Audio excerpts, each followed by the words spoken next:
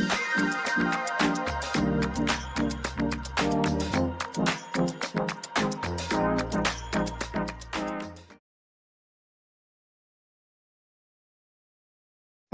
so welcome to everybody to our webinar today. So the topic we're going to be covering today is recruitment, do's and don'ts. So this is quite an interesting one because in every organization, this is a process that always takes place, whether the organization might be small, it might be a big organization. This is a process that will happen. So it is important to understand the things to do and the things to avoid to ensure that the process is done smoothly and it is done effectively. So just looking at the things that we're going to be covering today. So firstly, we're going to be covering interviews, pre-employment checks, what can and what can you not ask for, the importance of reference checking, retracting offers of employment, can this be done, and the pitfalls and the cost of recruiting badly. So basically within this training, by the end of this training, we will be able to know all of the above that I've just mentioned: interviews, pre-employment checks, the importance of reference checking, and basically if this process of recruiting is done badly, the implication that comes with that, so the cost that comes with recruiting badly. Okay. So firstly, the first thing in place is knowing exactly what you're looking for. So you'd find that within an organization, and we can't distinguish that maybe in a certain department we are missing something or there are cracks. So you'd realize that there's a space there, or that there's some we need to get someone in that position. But it is quite important not just to look at that, maybe things are falling into a crack, but actually realizing exactly what you're looking for. By doing that, it makes the entire process quite easy, because the moment you understand that maybe in that department, maybe we're speaking about the finance department, maybe the dispatch department, but the moment you realize exactly what you need, it makes the process quite easy. So if ensuring that you have an in-depth understanding of the role you're hiring for will make the rest of the recruitment process easy and faster, since you'll quickly be able to determine who has experience required to successfully fill this role. So to make an example, so I made it. So let's say in the dispatch department, we have a dispatch department and we're sending parcels out to clients, and then we realize that maybe we're using we have outsourced this services, and then you realize that maybe we can actually have it in-house.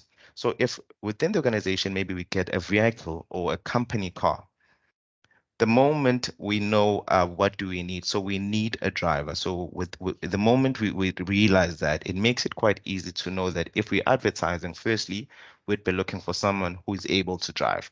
Secondly, we look at experience. So if you're going to employ maybe someone who's going to be utilizing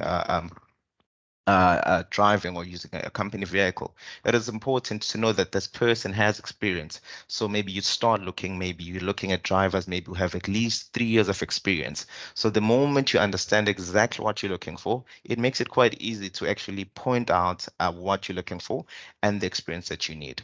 It also ensures the candidates have a clear purpose and a planned goal for this position when they join, removing any ambiguity or where they fit within the wider organizational objectives. So even if we get that candidate, they come into the organization, it makes it quite easy for them to know what's expected of them. So firstly, as the employer, we know what we're looking for because we know clearly what we need within the organization. And when the candidate comes in the organization, they'll know exactly what's expected of them because we actually did find out exactly what is needed. So the key questions to answer: why is a new employee needed? So before we recruit, we need to be able to answer that question. What duties and responsibilities will this successful candidate have? What skills or abilities are required to succeed in this role? Where does this role fit within the wider business structure? So these are the key questions that within the organization that we need to be able to answer before we actually start with the recruitment process. Okay. So we're moving on to the second slide. Okay, so preparing for the job description and the person specification, the role you're recruiting for, the type of candidate you need to fill it. Okay, so to try to include key responsibility in the job description to give a good idea for what the role involves, as well as giving the feel for who they'd be working with and what success looks like.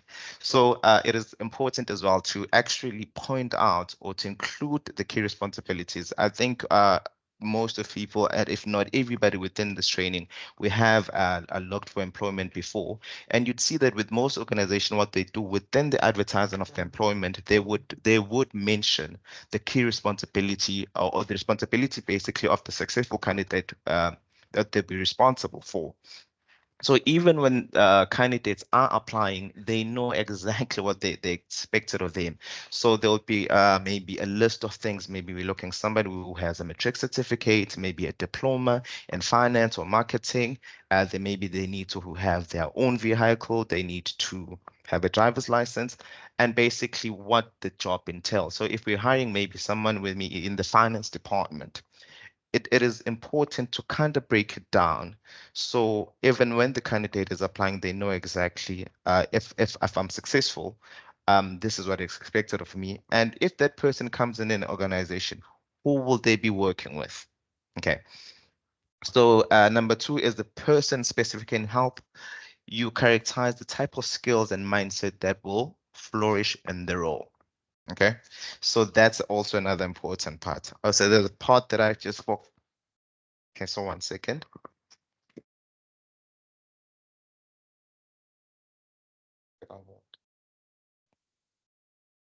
Okay, everyone, sorry about that. So it has been brought to my attention that some people are struggling to hear me.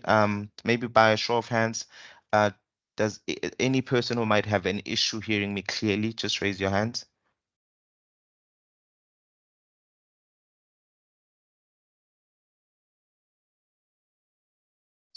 Seemingly we only have one person. I'm not sure, perhaps because we have quite a large number group of people, but of which they can hear me clearly. Maybe can you check with your connectivity? Perhaps that could be a possibility because clearly it seems like everybody else can hear me fine. Maybe you can check your connectivity within the internet. Okay.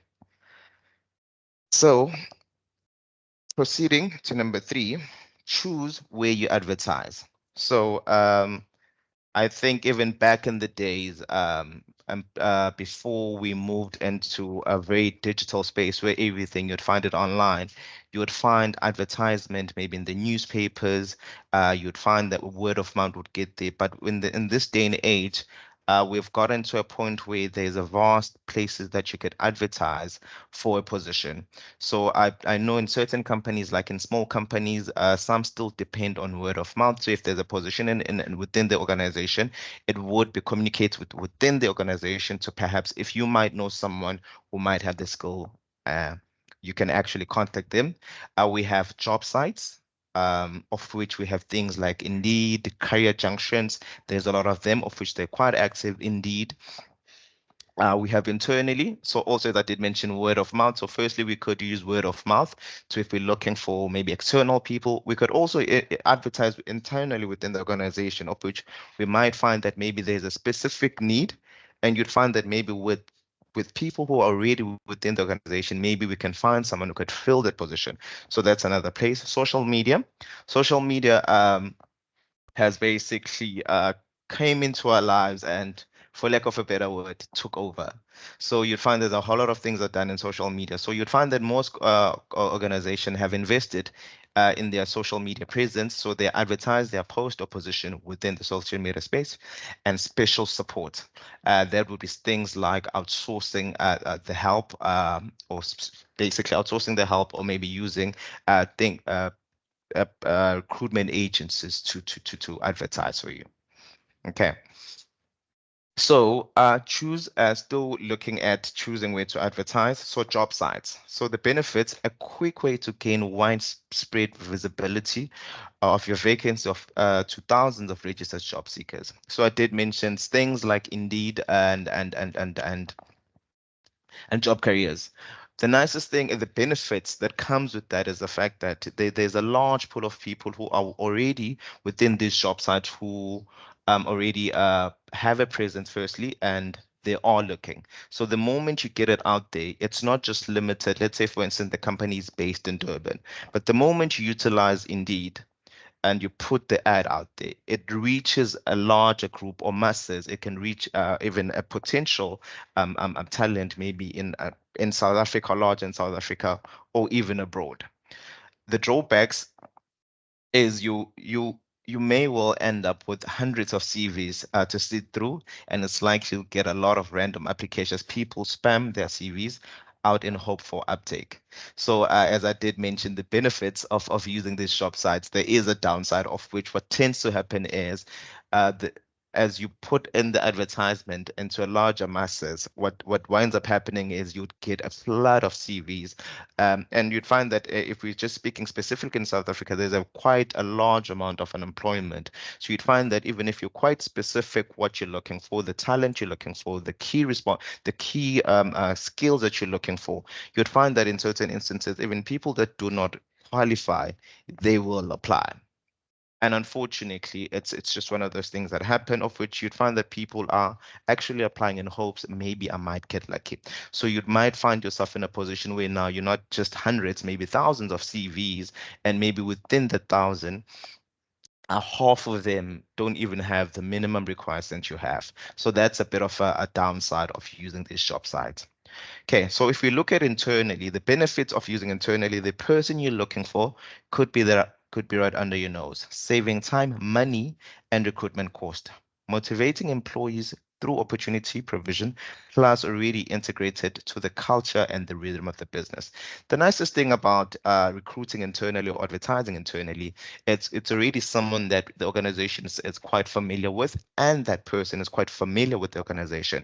So it's not necessarily like a new person walking in. So as much as they might get promoted or they might fill a different position, but they're really in sync with the rhythm of the business. They're quite familiar, which is quite easy, which is quite nice, and it makes the whole process quite smooth.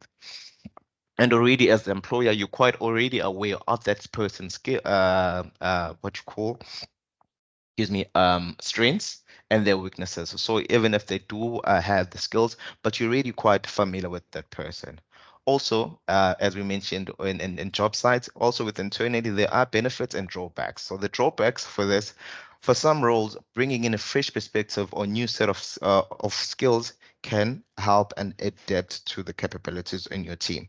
So sometimes we in an organization, you'd find that we are accustomed to certain culture.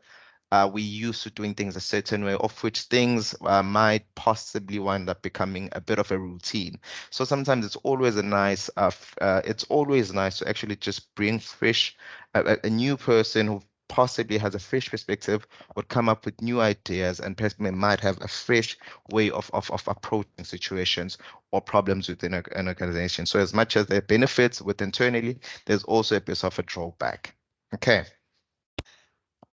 So moving into social media. So social media, if you're looking at the benefits as well, LinkedIn is the #1 social platform for recruiting and screening candidates with more than 350 million professional present. And then there's Facebook, and then we have Twitter, which also allows specific targeting of content to the skills and expertise required for a role. So really, if we're looking at LinkedIn, it has 350 million professionals present there. So the moment you have a pool of people or a pool of talent that if you're recruiting, you can choose from. So it, as I did mention, that it widens the search, it reaches certain masses that if maybe we're using word of mouth that we could not reach. So I think that's the benefits of using social media, which is LinkedIn, Facebook, and Twitter. So the drawbacks, your company page needs to show good quality content. The platform is a much of a candidate to review if it's the right workplace for them, as much as if they are the right for you. So I think, as I did mention, that as the world, we've moved quite into a very digital space, of which everything in this day and age is quite visible. So the drawbacks with social media, as much as we're looking for potential talent, most of job seekers as well, they sit back. So for instance, if we're looking at LinkedIn, the company needs to have some sort of presence, because somehow gives them an idea, what am I walking into? So as much as we might be looking for talent, we've gotten into a space where even people who are looking for employment get to choose. So if I'm comparing a company, so if I'm looking for employment and I'm looking at a company on LinkedIn that really does not have much presence, opposed to a company that has a whole lot of presence within LinkedIn, a potential a candidate might wind up going to a different. So that's a bit of a drawback. So you'd find that companies need to invest a bit of more time in their LinkedIn pages to ensure that even potential candidates that are out there, they might be interested into coming in. Okay, so as I did mention, in today's transparent digital world, the company's employment brand must both be highly visible and highly attractive because candidates now often find the employer not in reverse. So, as much as we're speaking from the employer's perspective, we live in a world where companies now need to be highly visible and highly attractive because also employ candidates now often find the employer, not the other way around. So that's why I did mention that with social media, it requires a bit of an investment. It requires a bit of more time so that the company could be attractive to potential talent out there. Okay. So guys, as I'm going through this, if at any point maybe anyone has a question, you're more than welcome to wait till the end of this presentation to ask, as in some cases you'd find you can write it down and wait till the end. You'd find that in certain instances, maybe the question might be burning. Maybe you can't wait. Maybe we're on that specific topic.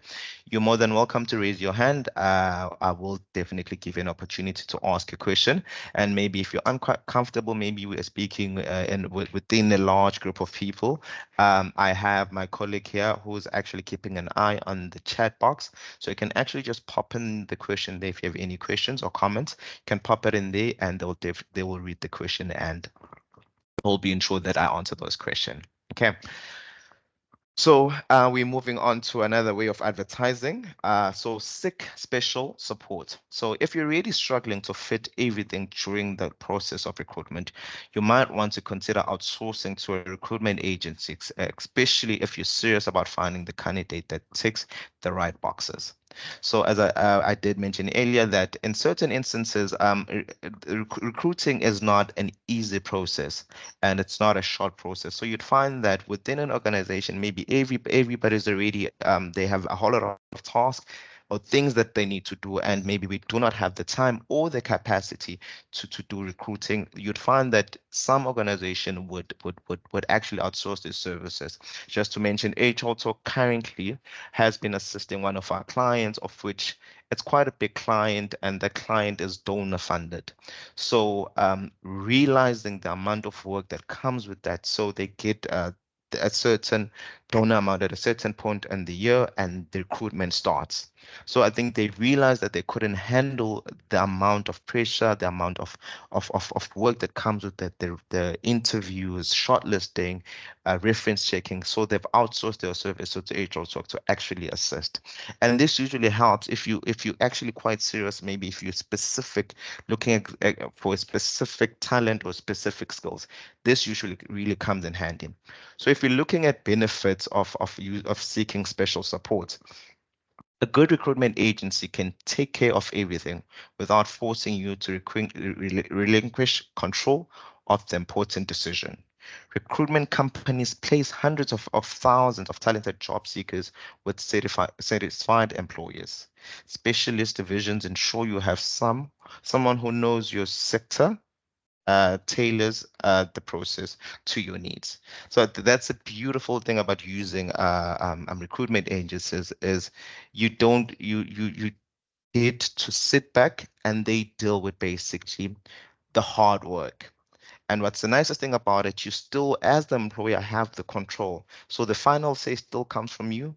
And they need to follow a certain criteria of what you're looking for. There's the skills that you're looking for. So they basically take care of that. And what winds up happening is the final decision is upon as employer, but the nitty-gritties you don't get to have to do those. That the recruitment agent is that basically deals with that. And what also brings comfort with these recruitment agents is the fact that they've placed thousands, hundreds of thousands of potential job seekers in different organizations, and you'd find that these employees are quite satisfied. So you don't have to quite worry if you're using these recruitment agencies to worry maybe the person that you wind up placed in the organization, maybe they might not be exactly what you're looking for. Okay. So we also have to look at the drawbacks. So recruitment companies understanding the costs associated with using recruitment consultants can be off-putting, in particular to small businesses. However, using a specialist can both strengthen and speed up the process, giving you valuable time back to achieve more with the business. So that's a drawback. So as much as recruitment agencies might jump in and assist and basically deal with all the little nitty-gritties around recruiting, which is not quite nice, it comes at a cost. So for small organizations or for small businesses, this could be quite off-putting because if you look at maybe the amount of money that might go into that, it it might throw them off a bit. Okay.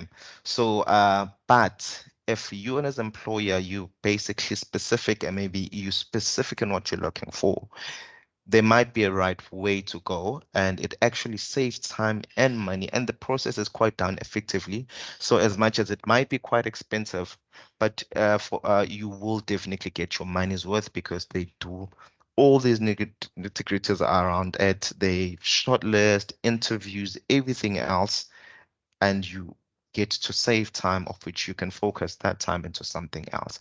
So it's a bit of weighing the cons and pros, basically in understanding which within your own organization might work best. So if you're looking at choosing where to advertise, as we've mentioned, all that we've mentioned, you might realize that maybe for our organization, maybe using things like social media might be beneficial.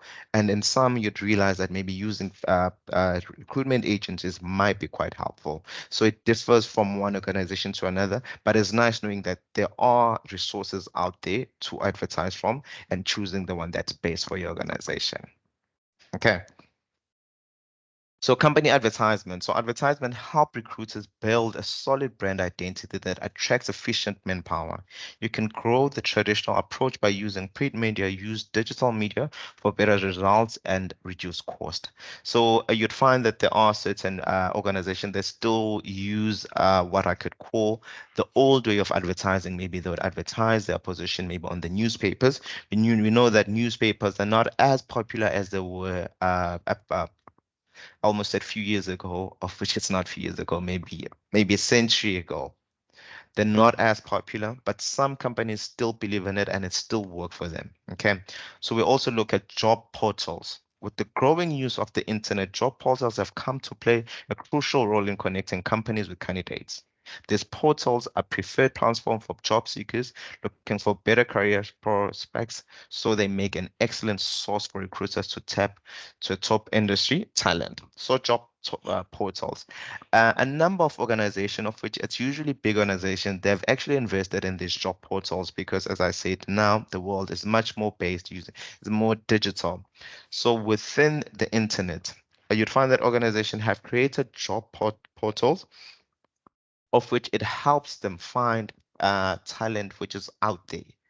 So this is another way of actually advertising, which is quite effective that as an organization or as an employer, you could look in and you could invest in. Okay. So we're still at choosing to advertise, source of candidates. So we also have company career sites and social networking platforms. So this is another place as a potential employer, if you want to advertise or attract talent, you can invest in company career sites or social networking platforms. Okay. Placement agencies, we have job fairs, we have campus placement. So this is also another way of which I think as HR talk, you just speaking of campus placements, you'd find that perhaps if you are in a specific industry, maybe using different types of advice doesn't really help. So you'd find that some organization would actually contact directly maybe universities or colleges or varsities and a specific department or field because they know that they're trying to recruit that talent. So they'll create that relationship of which fresh out of school candidates, maybe they've completed that skill that potential employer needs. It makes it quite easy to recruit the talent that they're looking specifically for. So that's another way that's another route to direct on or to go to if perhaps if using maybe other sources of these platforms to advertise is not working, is actually going to universities or varsities. Maybe you within your organization there's a specific skill you're looking for. Maybe we think of radiology, or maybe a specific skill that is it's not quite the word I'm looking for is it's scarce. It's scarce because we do have certain talent which is quite scarce, skills that are scarce. So as much as you might put it out there, you'd find that maybe you're not getting the talent that you're looking for. So this is a route that you can take as an employer to ensure that while you're recruiting exactly what you're looking for, the skills and experience that you're looking for. Okay.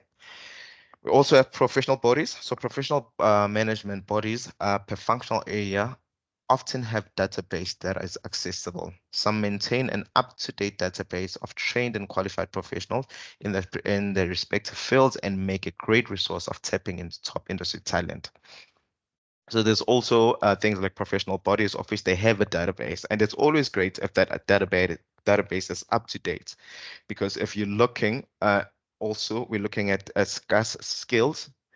If you tap into professional bodies, you might actually find the talent that you're looking for, which have the professional skills that you're looking for, or the talent that you're looking for. So this is another way or another route you can ensure that you are reaching masses, or you're getting the talent that you're looking for that specific position that you're recruiting for. Okay, so review your applications. Good candidates should quickly and clearly highlight how their experience align with the available role. So as someone who sits through a number of interviews for different position, and that basically comes working in an outsourcing space, you get to sit in interviews in even in a field that you're not quite experienced in. But you'd find that an organization would ask HR to please sit in as an HR consultant to just to ensure that the interview runs smoothly. So it is quite important that the candidate highlights the experience, how it aligns with the available role. So the simplest way is if we've shortlisted you and you come for an interview, the question is the experience that you have, how does it align with the position that we currently recruiting for? So you'd find that in some instances, candidates would mention their experience, but somehow not align it with what you're advertising for, which kind of makes it hard. Okay, so revisit your job description and the person specification for a reminder of what you're looking for.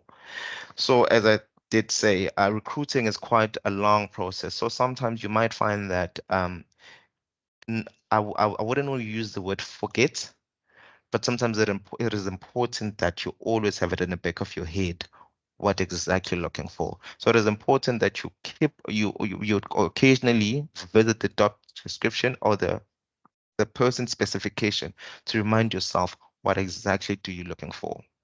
Do not feel bad about scan reading application. Okay. You will become skilled at this. After reading hundreds of CVs, you'll be able to spot the standout candidates a mile off. And again, as Agile Talk, we've done this a number of times. So when you are basically shortlisting and you comparing it with the job description, it is the first few CVs. It usually takes a bit longer time because you'd always have to just reference back on the job description. But after a number of CVs, maybe 10, 15 CVs, it usually gets quicker because already you know exactly what you're looking for. Okay, so you, as much as you'd be sitting through 100 CVs, but somehow you get to a point where you know exactly what you're looking for. So the moment you take a CV and you browse through, you know exactly what you're looking for, and it makes the process quite easy in shortlisting that these are the skills that we're looking for, and this is not what we're looking for.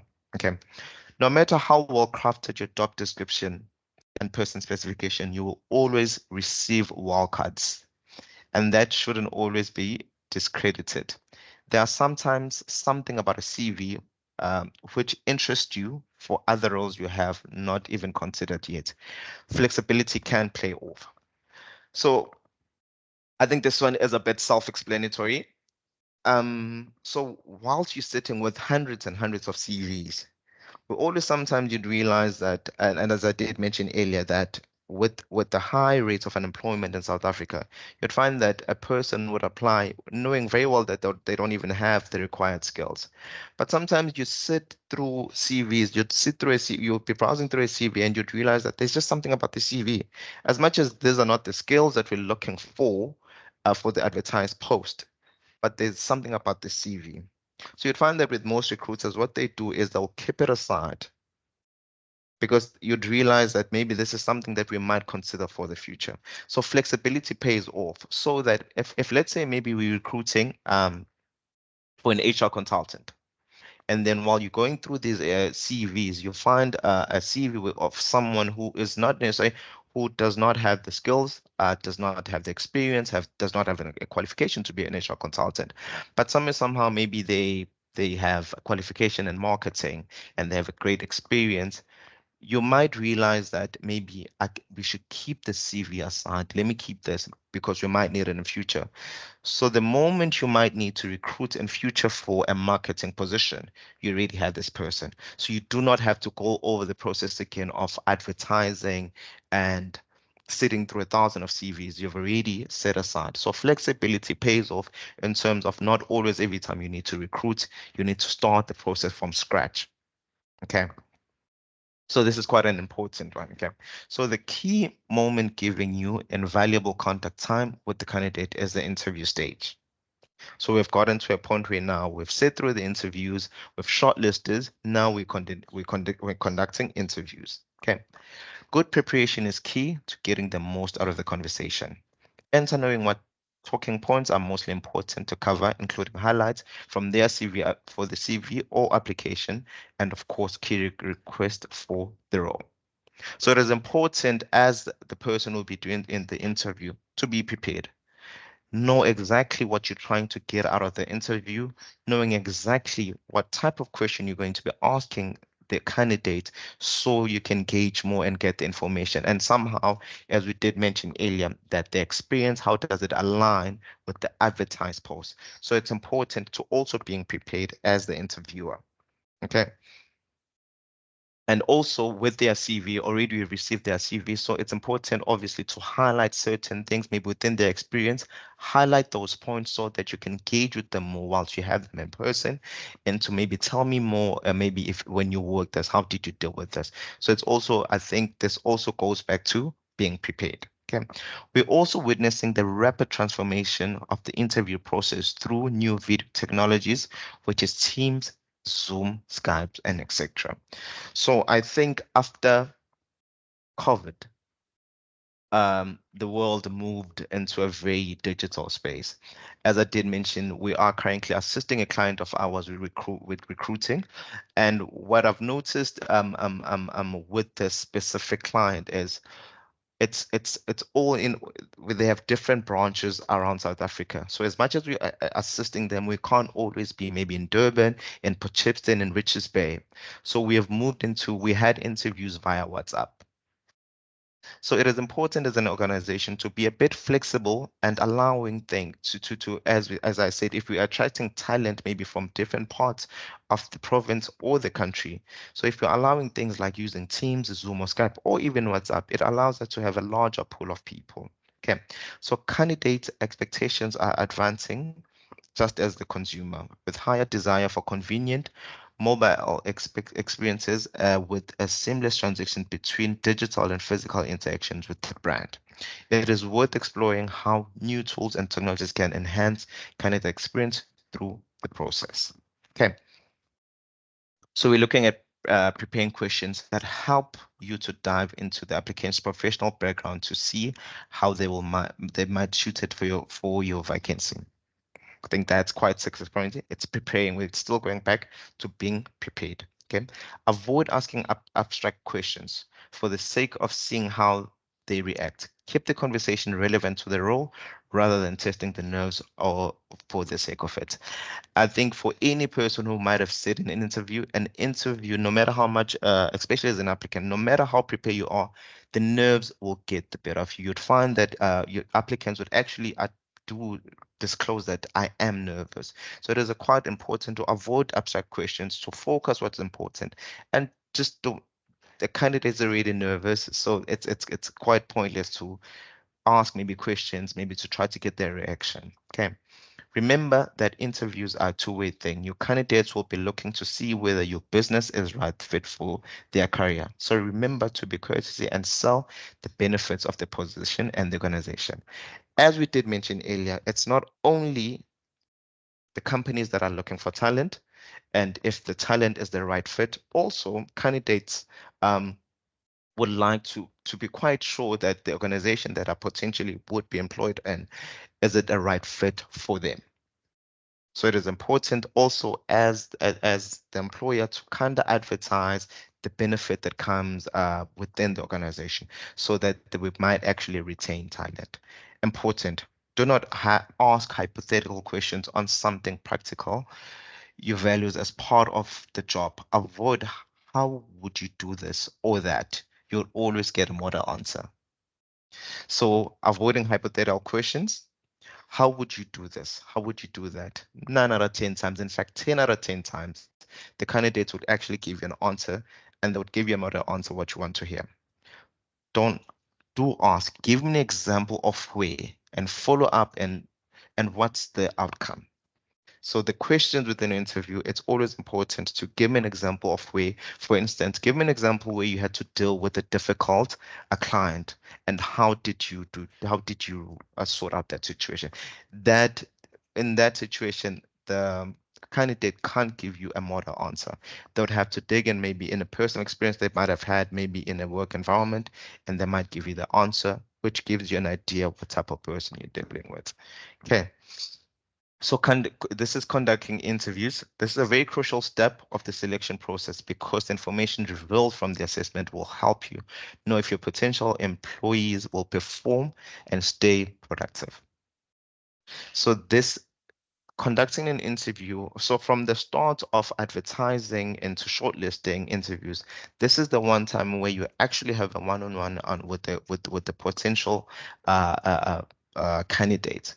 It could be via in person, it could be via Teams, it could be via WhatsApp. But ensure that within this space, you get much out of it and ensure that this person has the skills that we require. Okay. Yeah, I think that's part of it. So we're moving on to reference checking, pre-employment checks. I cannot emphasize the importance of reference checking as we're going back into the high rates of unemployment in South Africa. You'd find that most job seekers will omit certain things, they would exaggerate certain things, and in certain instances, they would lie. So once you have shortlisted your top candidate, it's time to check their references. Consider references from agencies or the candidates, but also conduct your own references and more than one company. So when you're doing references, another great tool to do because the information will be listed in the potential candidate's CV. They would have the company name, the designated, and they would have a number. So one of the greatest tools that we use here in HR Talk is if we're doing reference checking, we do not use the number that's listed on the CV. So for instance, if a potential candidate says that maybe they worked for Telkom, for instance, Telkom Gateway in Durban. So what we do is we will go online and Google Telkom Gateway, get that number from up, and then we actually call and ask for a manager and then do the reference checking from there. Because we can't be oblivious to a point where, as I said, people are seeking employment, you'd find that someone would say that maybe I worked at Telkom Gateway and then put a name and then they'll put their friend's number, of which within the reference check, any information that provided might not be true. So it is important that the reference that you check, ensure that you get the company number from if online or from Google. You might resort as a last resort using the number on the CV. Also, always try to do more than one reference check. So if there are 4 reference check, maybe references on the CV, maybe do 3. So it kind of gives you an idea of the person that you're dealing with. And the nicest thing about the reference checking is it gives you the idea of the type of person, how that person is in the workplace. And the one core question that you usually ask, would you, given a chance, would you re-employ this person again? So that kind of answer usually would determine what type of person that you deal with. That because in certain situations you'd find that previous employers would say, without a doubt, if the person were to walk into employment, I'd employ them again. And you find that in certain instances, previous employer would say, I wouldn't. Of it, that should raise a bit of a flag. Okay. Many employers miss the recruitment step, but it's essential. Check your candidate's background to help make sure that everything they claim to be. Hiring the wrong person can be eye-watering costly. This will be explained later.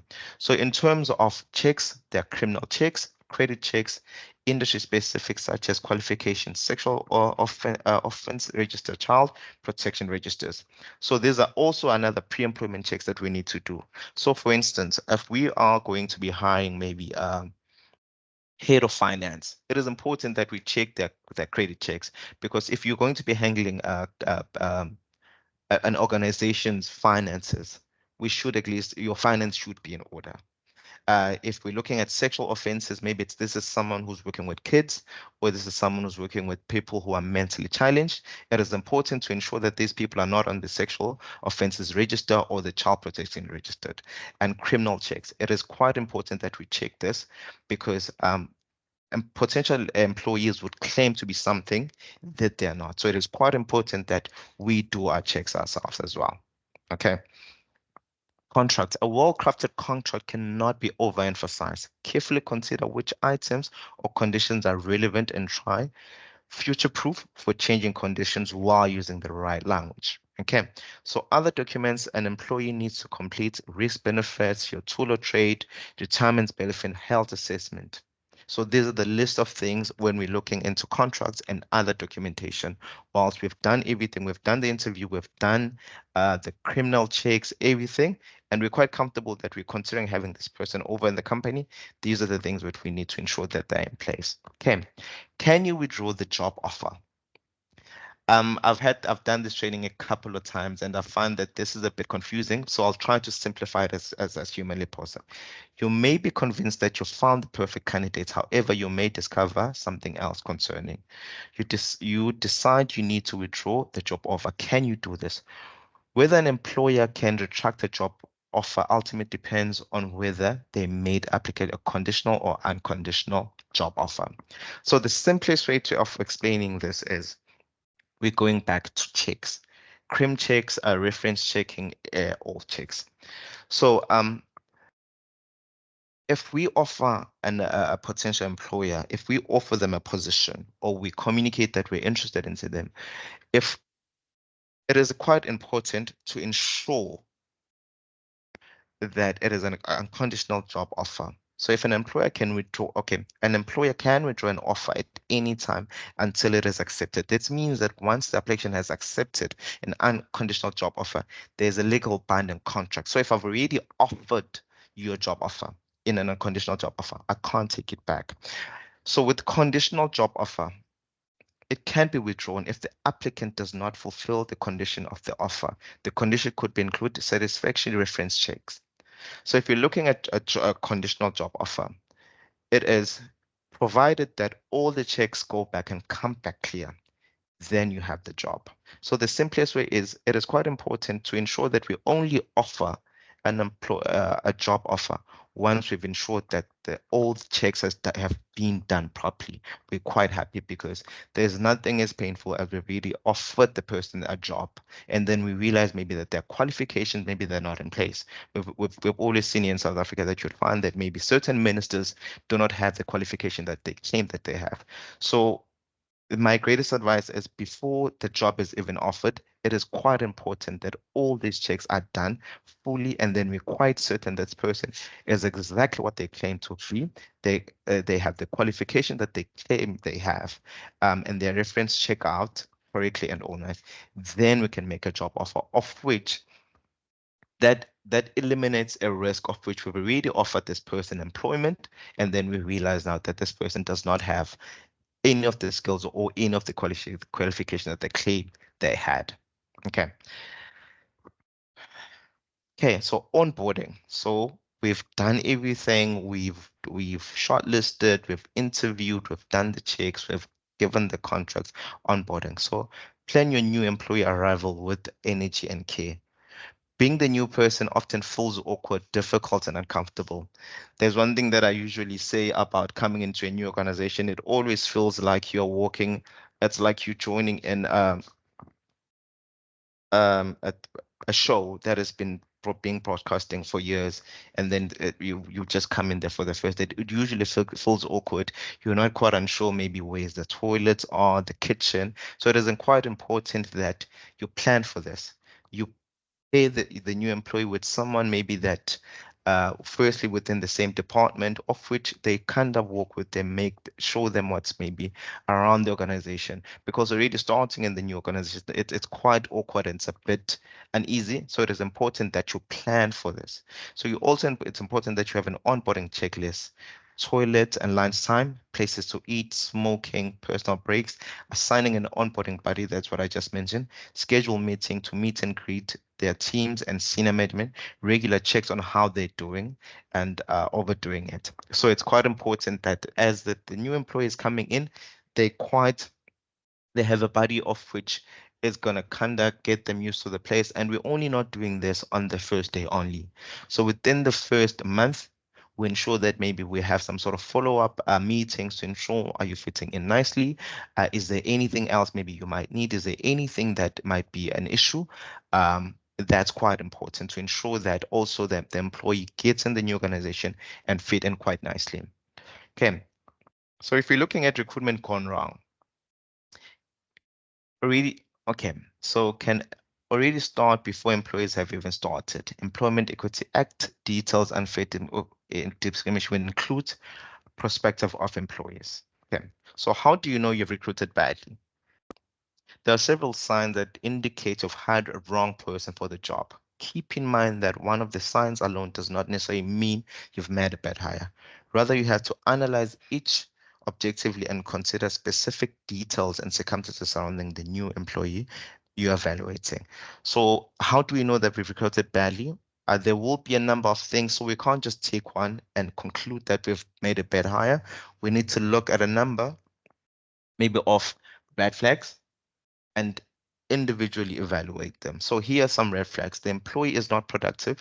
The quality of work you have agreed upon after an appropriate training and learning. So that's the first one. So one thing that we've recruited you for, it's not happening. There's poor work, and obviously we've given enough time and training, but somehow we're not getting what we need or we request for the employer. The employer does not have the skills they claim to have in the interview, primarily if the skills are pertinent to the job description. So clearly the candidate over exaggerated or lied. They do not have the skills that we're looking for. They're constantly underperforming and missing necessary key performance indicators. The employee has a bad attitude and frequently disagreeable and critical, or does not embrace company culture. They are chronically tidy or absent. So these are the red flags of which we need to carefully look at individually. So these are some of them. They blame others for their mistakes or failures. The employers consistently receive poor performance reviews, giving them inadequate amount of time to take for the responsibilities since they're bound to be learning curve in the beginning. So as much as we understand that this person just walked in, they're still learning, they're still trying to adjust. But if you've given them time, but somehow you're seeing that we're not getting what we expect of them, it's not coming out right. So these are the least of red flags to actually look out for. So how do you fix a bad hire? Identify the problem and the reason behind it. So the first thing to do is evaluate, document the employee's performance, identify trend, and assess whether the issue is due to an error in your hiring process or if it's the employee. So it's important to firstly check, did we make an error while we're hiring or it's employee?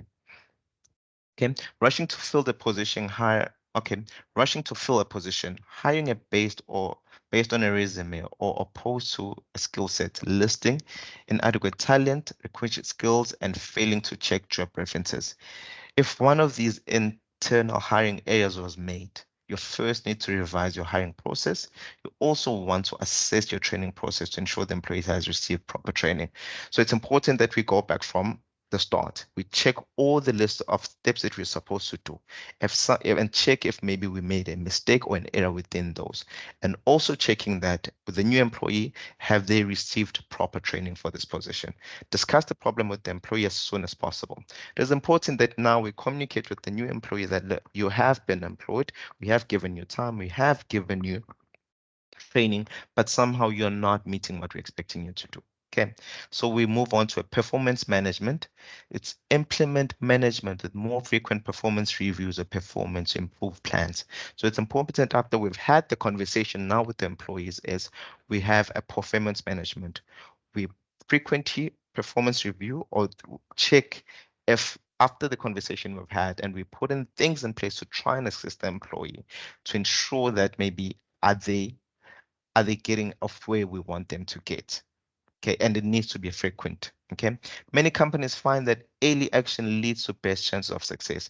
So the moment we find this early and try to rectify it as soon as possible, you might find that it might assist us with the problem. Adjust employee responsibility as need if able to. So clearly this is not working. If it is possible, we might need to adjust the employee's responsibilities only if it allows it. Okay. So we need to remember that your business is not a personal and you can't keep it going if you let the wrong person hang out in your place. So if even if adjusting, it's clearly not helping. Somehow we might need to realize that we made a bad hire and we can't keep a person in the workplace if we do not need them. Okay. We'll look for a replacement. If the new hire isn't working out, review other potential qualified candidates before terminating. Terminating. However, don't contact any of for interview until you've made an official decision to terminate the employee. So if you've tried to have done a sit down with the new employee, we've tried training, we've tried reviewing their performance, assisting them, and it's clearly not working out. We might look at the few shortlisted people to actually hire them. But it is quite important that we do not contact them up until you've made a decision that you're terminating this employee and you would be recruiting one of the shortlisted people. Terminate the employee. If you conduct an analysis, discuss the issue with the employee and are still seeing poor results, it may be best to terminate their employment. So when terminating an employee, be kind and honest and direct. Make sure you comply with the applicable labor legislation, and again, the value of a carefully crafted probation clause can be or can't be overemphasized. So we realize that we've tried everything, it's not working out. So while terminating an employee, it is quite important that you're kind and you are honest. And I think that's why we have things like excuse me, we have things in place like um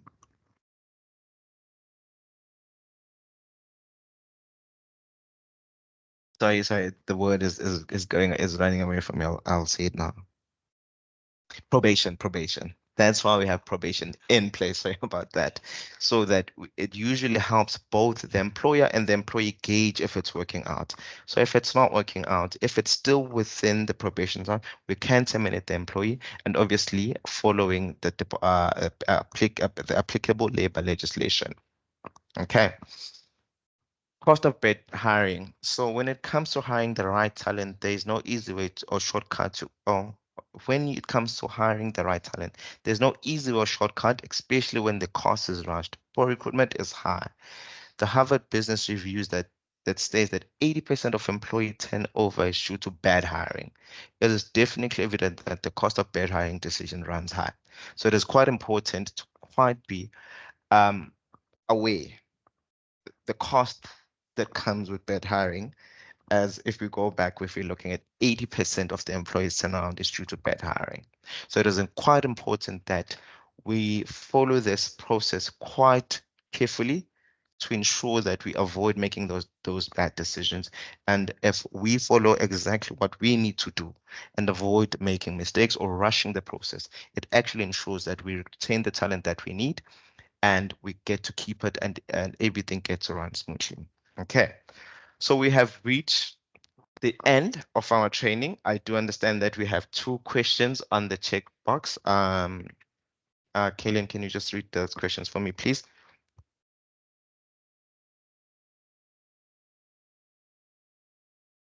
Yeah.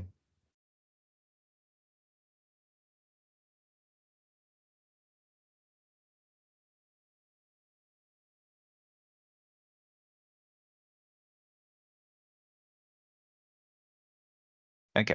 So with internally, as I did mention, with already hiring internally, then what's usually the nicest thing about it is we're quite familiar with the candidate. Okay, so it's not necessarily that as you would be interviewing a new employee where you're trying to get when you're trying to get understand how their skills or their experience aligns with the position. So with someone that's already within the organization, it is quite easy because we already know their capabilities, we know how they work. So it might not necessarily be as import, important or as strict as you would with the new candidate. So if it's internally, yes, an HR manager might conduct an interview, but you'd find that the interview in nature would be much more less intense. There wouldn't be much nerves because it's someone that you're really familiar with. So it's a process yes, that we do, but you'll find that if it's someone that you're really familiar with within an organization, the HR manager might do the interview, but you'd find that within the question that we're asking, it wouldn't be the same as if it's a new person who just walked in the organization. I hope that answers the question. Okay, next question.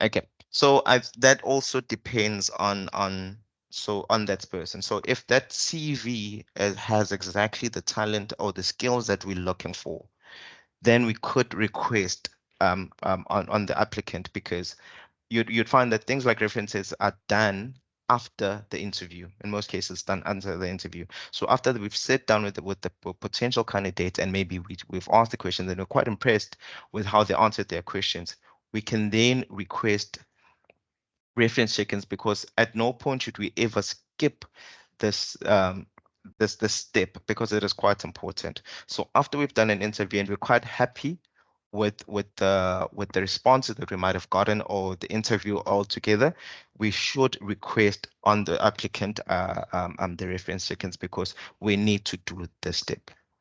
Okay. So I'm not sure if perhaps any person might have any questions. Maybe they can unmute themselves or they can write on the chat box.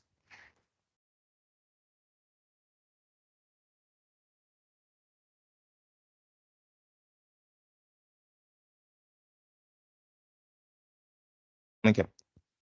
So the question that I answered, just for the sake of the recording, because this is actually recorded, I'm just going to read out the question out loud.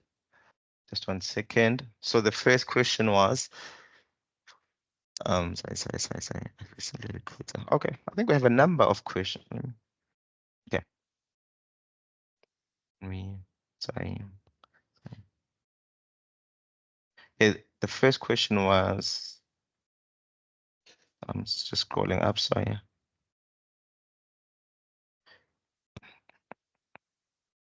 Okay, 1 second.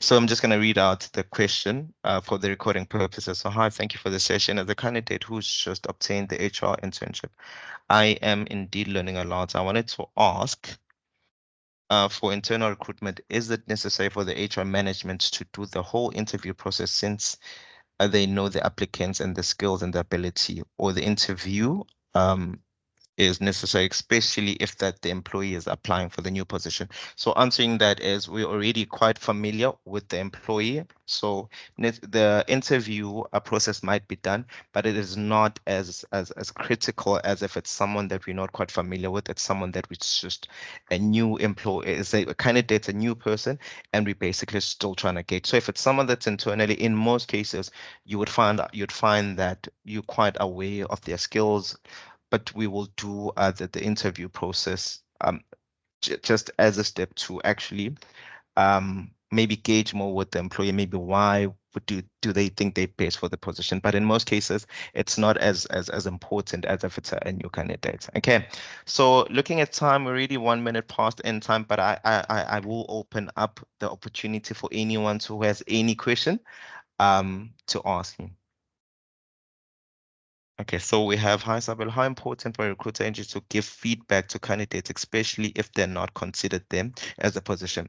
So you'd find that with most organization, and that's a beautiful question, Patience. With most organization, you would find that even during the application process, they'll make a declaration that if you are not contacted maybe within 2 weeks or 3 months, just consider yourself not successful. That usually helps also with either the recruitment agency or the company. If let's say we have hundred thousands of CVs and people have applied, it would be quite hard to actually contact each person to say that you're unsuccessful. So it is quite important as the employer to have that in place, that have that as a declaration that if you're not contacted, at least there will be a way. So it also gives them feedback that, okay, cool, 2 weeks or a month has passed, I've been, because clearly I was unsuccessful. But I think actually having to call each person individually, that might take a whole lot of time that maybe some organization might not have the capacity. I hope that answers your question, Patience.